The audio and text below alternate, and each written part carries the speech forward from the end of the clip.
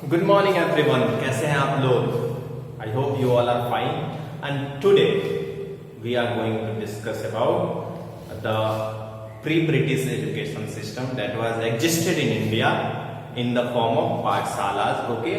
So before going in that, हमें कुछ revive कर लेना चाहिए, हमें कुछ रिकॉल कर लेना चाहिए. हमने पिछले क्लासेस में क्या पढ़ा था? तो हमने पिछले क्लासेस में पढ़ा था वुड डिस्पैच आता है 1854 में इंडिया में. इसके अकॉर्डिंग क्या होता है? वुड डिस्पैच के अकॉर्डिंग वर्नाकुलर एजुकेशन में कुछ इंप्रूवमेंट लाई जाती है, स्कूल्स को ओपन किया जाता है, यूनिवर्सिटीज खोली जाती हैं. वुड डिस्पैच के दौरान 1857 में 3 यूनिवर्सिटीज खोली गई. कौन कौन सी यूनिवर्सिटी खोली गई आप बताओगे मुझे कमेंट सेक्शन में. और उसके बाद से एजुकेशनल इंस्टीट्यूशन बिल्ड होने लगे. क्या होने लगे? इस एजुकेशनल इंस्टीट्यूशन बिल्ड होने लगे. ठीक है, यूनिवर्सिटी बनने लगी. और उसके बाद से हमने ये देखा कि ब्रिटिशर्स ने हमें एजुकेट किया फॉर देयर कमर्शियल पर्पसेस. वो अपने कमर्शियल पर्पसेस के लिए हमें एजुकेट करना चाहते थे कि वो हमें एजुकेट कर देंगे, हम इंग्लिश बोलने लगेंगे. इंग्लिश बोलने के बाद से क्या होगा? हमारा कल्चर, हमारा टेस्ट चेंज हो जाएगा. They wanted to create a class. क्या ये पॉइंट बहुत वो सही पॉइंट है. They wanted to create a class of Indian which was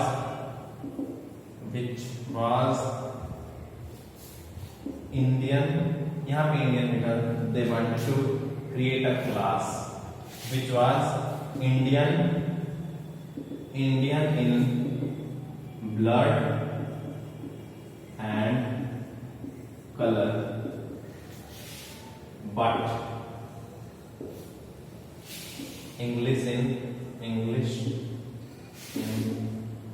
taste, choice,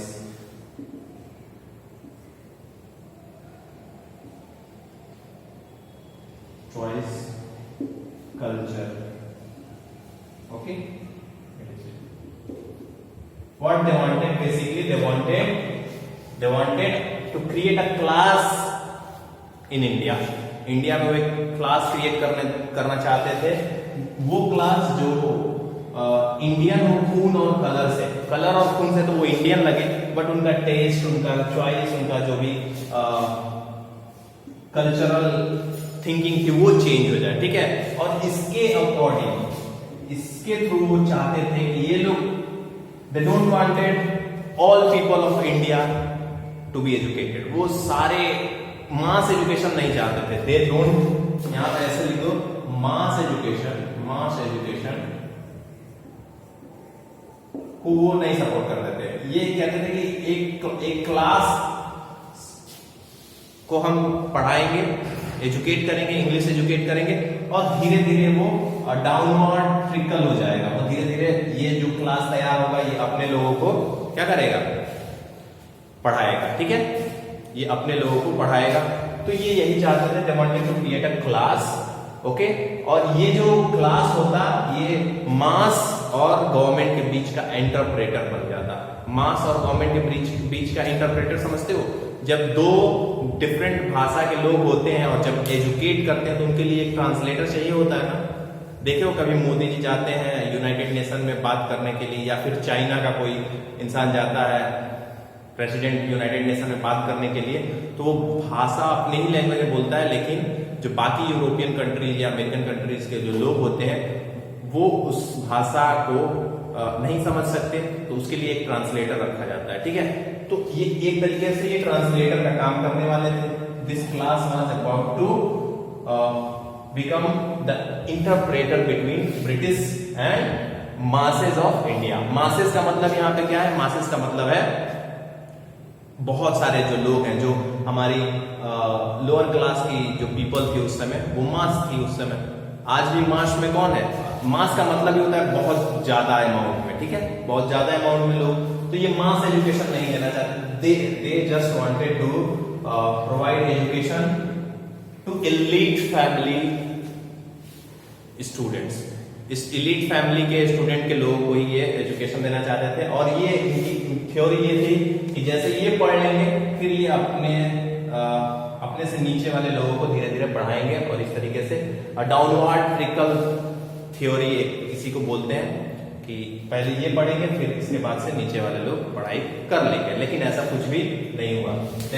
they interested in educating mass of India. Got it? हमने ये देखा। अब हम स्टार्ट करेंगे एक नया पॉइंट। इससे पहले इंडिया में, ये तो इंडिया के लोगों को मास education means English education provide करना चाहते थे, लेकिन इससे पहले क्या कंडीशन था, इंडियन स्कूलिंग सिस्टम की क्या कंडीशन थी? ऐसा तो नहीं था कि इंडिया में लोग पढ़ते ही नहीं थे, बिल्कुल पढ़ते थे, बट किस तरीके की उनकी स्कूलिंग होती थी, स्कूल्स की क्या सिस्टम की, इसको देखने के लिए कंपनी मींस गवर्नमेंट कहूंगा तो आप कंपनी समझ लेना, या फिर कंपनी कहूंगा तो गवर्नमेंट समझ लेना।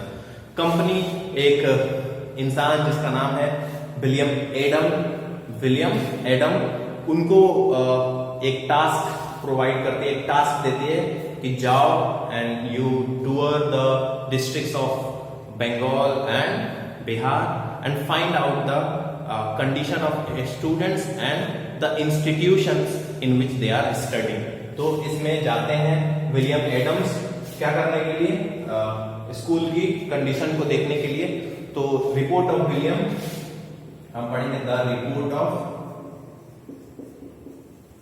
William Adam. Okay, the report of William Adam.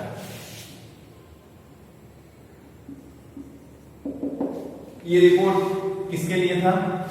This was about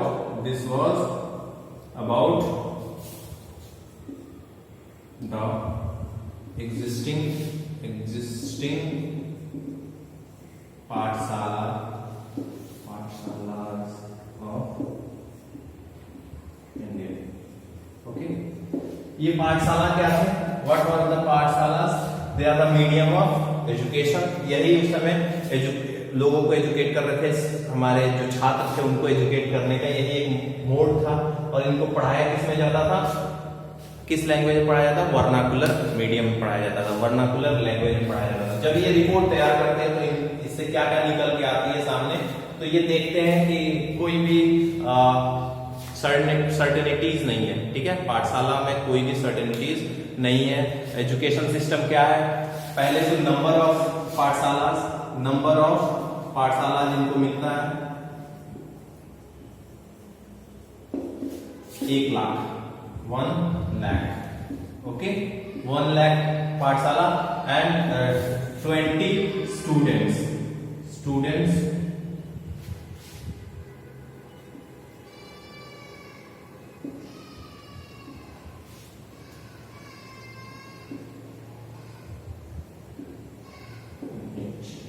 okay,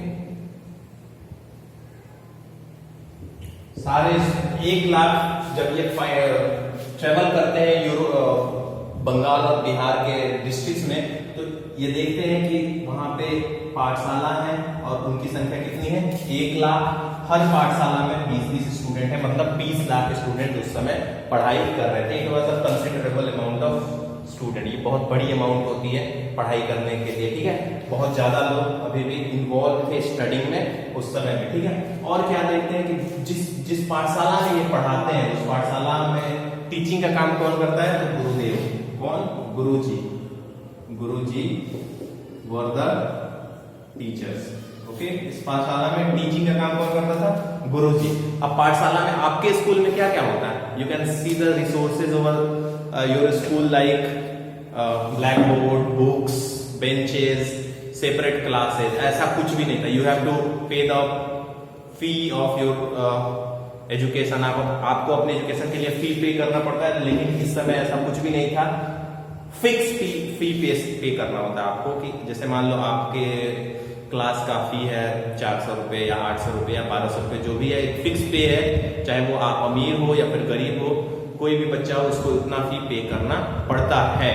लेकिन उस समय पाठशाला में ऐसा कुछ भी नहीं था, ना कोई रिसोर्स था, ओरल स्टडी होती थी। कैसी स्टडी होती थी? ओरल स्टडी होती थी। ठीक है, कैसी स्टडी होती थी? Oral study. तो हम ऐसे लिख सकते हैं, टीचिंग वाज ओरल। इतना अगर मैं लिखता हूं ऐसे ही, इससे आपको पता चल जाएगा कि ओरल होने का मतलब है कि वहां पे ना ब्लैक बोर्ड होगा, ना हम मीन्स मार्कर होगा, ना स्टूडेंट होंगे, बेंच होगा, ना ही सेपरेट क्लासरूम होगा, ना अटेंडेंस लेने वाली सुविधा होगी, ना लॉग रजिस्टर होगा। Nothing was there, only teachers means गुरुजी और फ्यू स्टूडेंट्स। कितना स्टूडेंट एक पाठशाला में? 20 स्टूडेंट। ठीक है, ये पढ़ाई का उस समय सिनेरियो था और ये क्लास कहीं भी लग सकता था। इसकी जो प्लेसेस थी वो भी डिफरेंट थी। कुछ गुरु जी लोग अपने घर में ही पढ़ाते थे, कुछ लोग बनियान ट्रीज मतलब बड़े बड़े जो वृक्ष होते हैं बरगद के पेड़, उसके नीचे छात्रों को इकट्ठा करके पढ़ाते थे। कुछ लोग टेम्पल्स के कोने में पढ़ाते थे। ठीक है, ये था प्लेस। Got it? क्या क्या नहीं था आप लिखना, उस समय के पाठशाला में क्या क्या नहीं था। This you will have to write in your homework. ठीक है, तो टीचिंग का सिस्टम क्या था? ओरल टीचिंग था।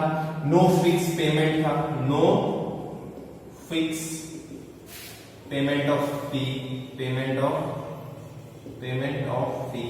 ऐसा कुछ भी नहीं था कि एक सर्टेन अमाउंट, मान लो 500 रुपए है तो सबको 500 रुपए देना है, ऐसा कुछ भी नहीं था।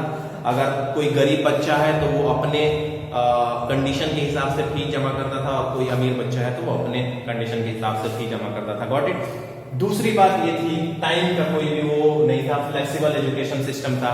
फ्लेक्सिबल एजुकेशन सिस्टम मतलब टाइम फ्लेक्सिबल था। Okay, flexible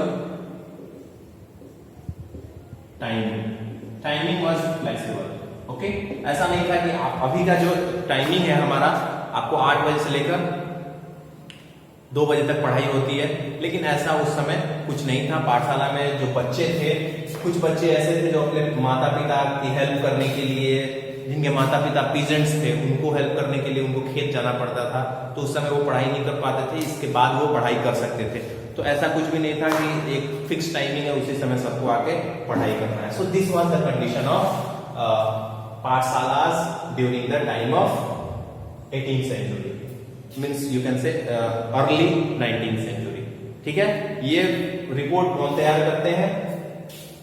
William Adams. ठीक है, विलियम एडम तैयार करते हैं। तो इसकी खास खास बात आप खुद से पढ़ के लिखोगे, पॉइंट बना के, ये आपका होमवर्क रहेगा। ठीक है, अब देखो नेक्स्ट पॉइंट क्या है। आप अपने बुक के पिक्चर में देख पा रहे होंगे, गुरुजी हैं वो खड़े हुए हैं और बच्चे बैठे हुए उनके सामने पढ़ाई कर रहे हैं। ठीक है,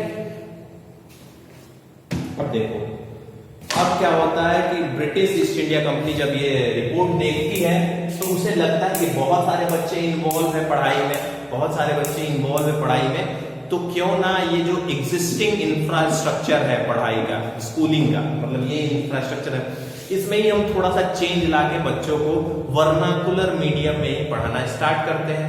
शुरुआत में बच्चों को वर्नाकुलर मीडियम में ही पढ़ाना स्टार्ट करते हैं। ये सोचा किसने? ब्रिटिश ईस्ट इंडिया कंपनी में ने, और इसके लिए उसने कुछ रूटीन्स बनाए। तो न्यू रूटीन्स क्या क्या थे वो हम पढ़ेंगे। न्यू रूटीन क्या क्या थे? तो जो भी लैकिंग थी इस पाठशाला के सिस्टम में उसको खत्म किया गया। जैसे पाठशाला में ब्लैक बोर्ड नहीं था, बुक्स नहीं थे, रेगुलर टीचर नहीं थे, टाइमिंग की फ्लेक्सिबिलिटी थी, इन सब चीजों को खत्म कर दिया गया। ठीक है, इन सब चीजों को क्या कर दिया गया? खत्म कर दिया गया। ठीक है, नए रूल्स बनाए गए, पंडित्स को अपॉइंट किया गया, सरकारी पंडित लोग अपॉइंट हुए, उनको इंचार्ज बनाया गया।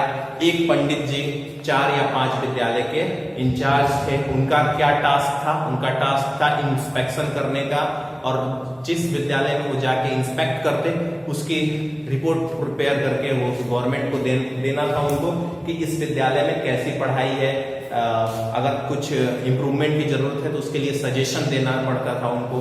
ये सब टास्क थी इसकी पंडित्स की। ठीक है, तो हम ये पढ़ेंगे न्यू रूटीन्स न्यू रूल्स। नए रूटीन्स बनते हैं, new routines new rules. Okay, new routines new rules. इसमें क्या होता है? It was for improvement of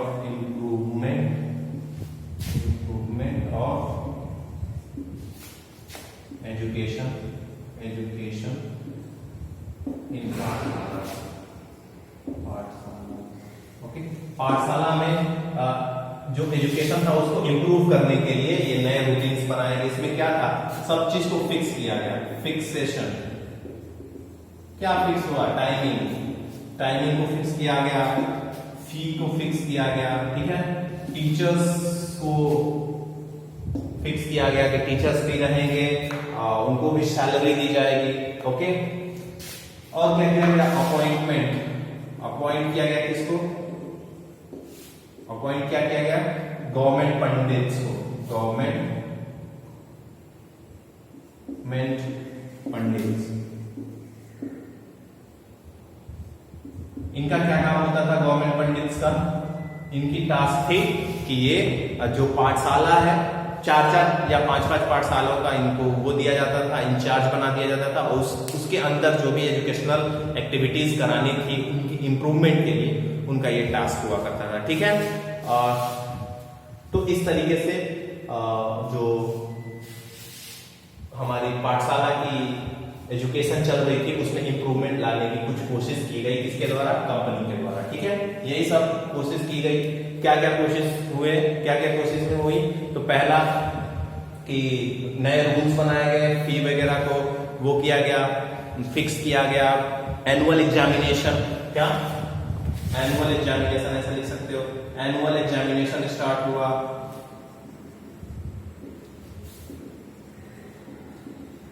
ठीक है, एनुअल एग्जामिनेशन, पीरियोडिक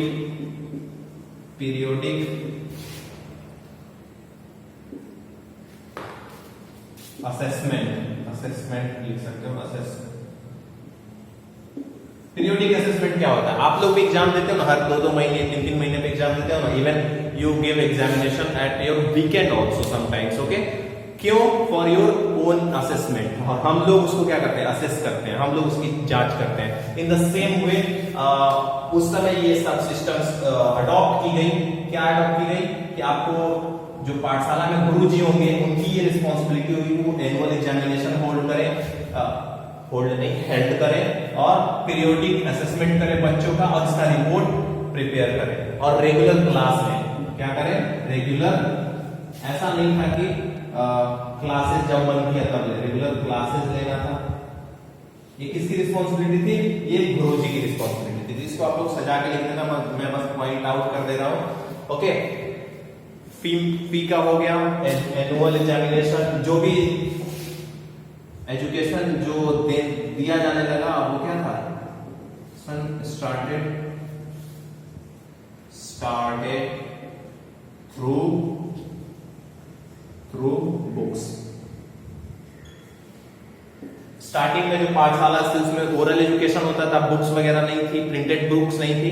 यहाँ पे प्रिंटेड बुक्स अवेलेबल कराया गया और एजुकेशन बुक्स के द्वारा दिया जाने लगा। एक सिलेबस तैयार कर दिया गया, उस सिलेबस के अकॉर्डिंग पढ़ाई करवानी थी, ठीक है। ये था क्या, this was all about the new rules and new routines to improve the vernacular education which was continued during the 18th century. Okay, इसको खत्म नहीं किया गया। अब क्या हुआ, इसके बाद से ये जो रूल्स बनाई गई और जो 1 लाख से ज्यादा पाठशाला थी उसमें से जो पाठशाला इस रूल को अडॉप्ट करती है उसको गवर्नमेंट पैसा देना स्टार्ट कर देती है, हेल्प करना स्टार्ट कर देती है। और जो लोग नहीं अडॉप्ट करते इन रूल्स और रेगुलेशन को, तो फिर इन स्कूल से, इन मतलब पाठशालाओं से उनका कंपटीशन बहुत मुश्किल हो जाता है और अंततः वो क्या हो जाते हैं, खत्म हो जाते हैं। ठीक है, तो लास्ट पॉइंट इसका क्या रहेगा कि